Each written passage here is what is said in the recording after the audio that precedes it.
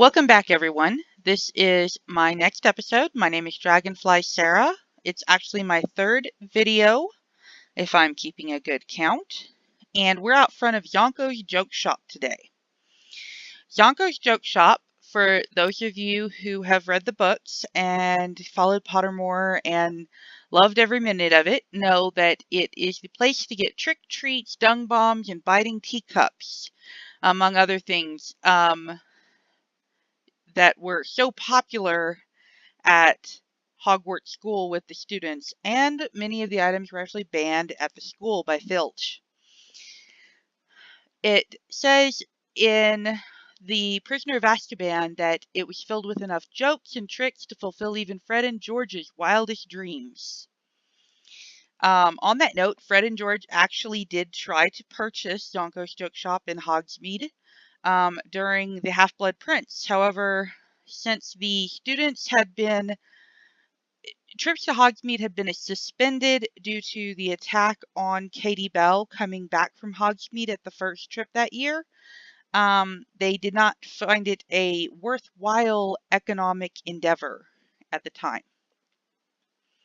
So in this video, I'm going to show you my take on Zonko's Joke Shop and some of the things that I'm doing to sort of make it my own and make it hopefully awesome. So here we are in front of Zonko's Joke Shop, and if we run around here to the side, you'll notice a path made out of grass path. Now you make grass path by grabbing a shovel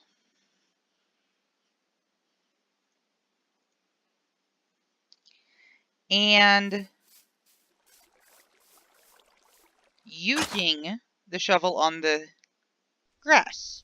This makes a grass path. Now, I don't want a grass path there, so I'm going to dig with that same shovel, and it gets rid of the grass. It's an important distinction between using and mining. This path leads to the private backyard and the private living area for the Zonko proprietors. The living area, like all the other living areas in my village, is not spawnable, but the inside isn't decorated either. From the living space, we have these beautiful windows looking out on the workshop I'll show you in a minute, and this private garden, leading to a door in the back of the shop.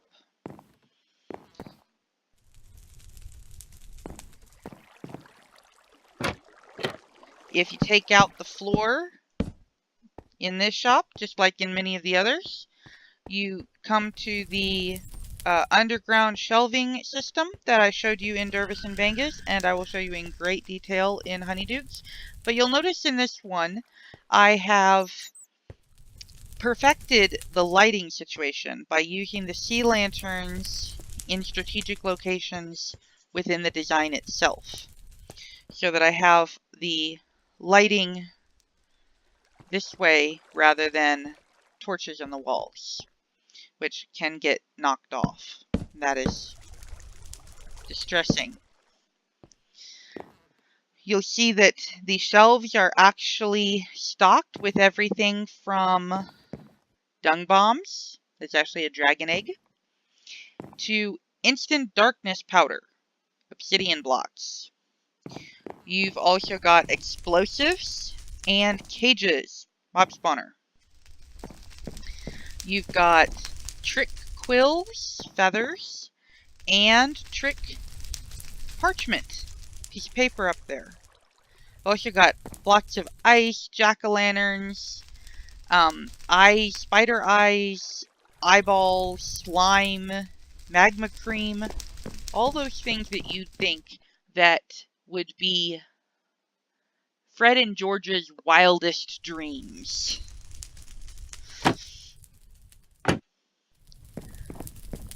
However, sweets, trick sweets.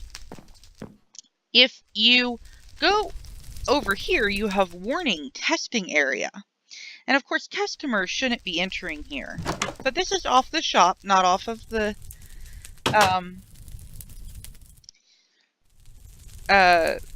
living area.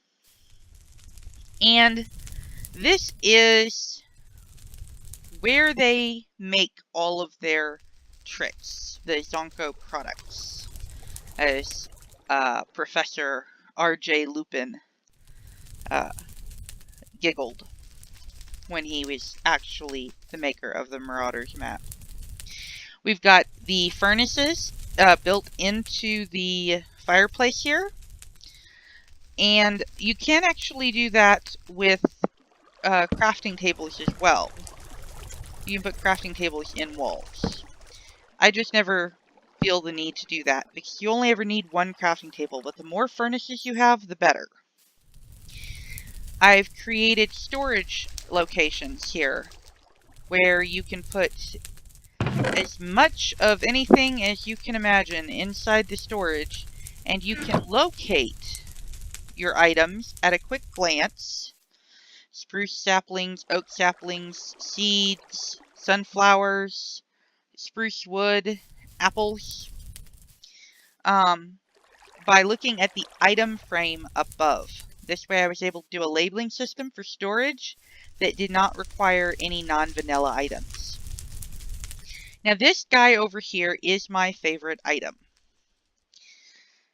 If we were to go in here, and let's just take half of these spruce wood out of here, and I throw the wood. Listen very carefully. Did you hear that little hiss? Let me show you what caused that. If we dig down over here,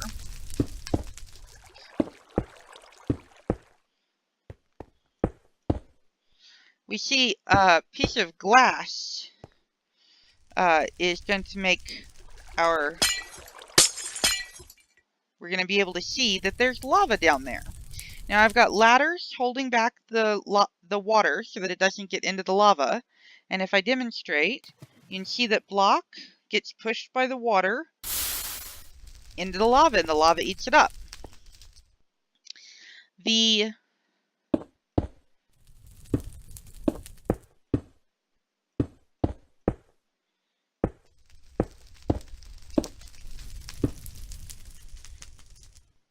trash can is pet friendly, I guess is the way we would say it.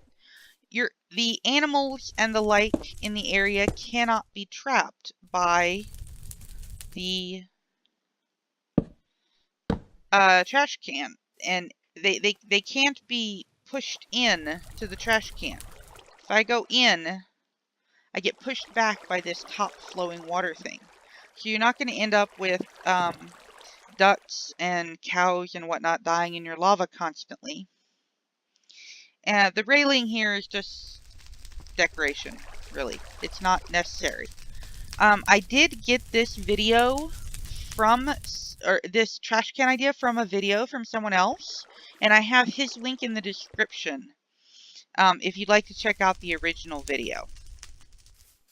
So what you have here is this workshop with this really kick-ass trash can, anvil, crafting station, all kinds of furnaces, great storage, and you've got a shop and a living area, and on the other side of this diagonal hallway, a garden. And if you put all of that together, you have the letter Z for Zonko's Joke Shop. Again, I had the fun of setting up my shop architecture in a whimsical way. Okay, so that finishes up the video for today. It was pretty short and to the point, but I did want to give you a look at that trash can that I'm very proud of, and just the way that I did this this particular shop. I'm just really proud of it. Up to, you can see the trapdoors above my head so that the building is tall enough for Hagrid to be able to duck his way into. And it helps because you've got those nice 5-block ceilings throughout most of it. Next time, I'm going to build some fireplaces with you. And then after that, we're going to get moving on to either Honeydukes or the 3 Broomsticks. And I'll see you back for that. If you like this video, please give me a thumbs up.